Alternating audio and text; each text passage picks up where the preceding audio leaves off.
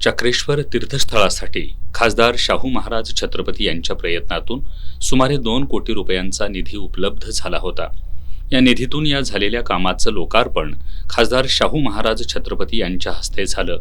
यावेळी बोलताना त्यांनी चक्रेश्वर वाडीच्या सर्वांगीण विकासासाठी आवश्यक ती मदत केली जाईल असं आश्वासन दिलं। आमदार जयंत आसगावकर यांनी ऐतिहासिक वारसा लाभलेल्या या देवस्थानच्या विकासासह गावाच्या शैक्षणिक विकासात आपणही योगदान देऊ अशी ग्वाही दिली। पंचायत समिती सदस्या वंदना जाधव यांनी या परिसराच्या सर्वांगीण विकासासाठी पंचायत समितीच्या बैठकीत विकास आराखडा मांडला असून त्याला मंजुरी मिळाल्याची माहिती दिली। जिल्हा परिषद सदस्य अभिजित तायशेटे यांनी या देवस्थानला शेकडो वर्षांचा ऐतिहासिक वारसा असून तो जपण्यासाठी सर्वांनी एकत्र काम करण्याचं आवाहन केलं। यावेळी तालुका काँग्रेस अध्यक्ष हिंदूराव चौगले, विजय देवणे यांनीही मनोगत व्यक्त केलं।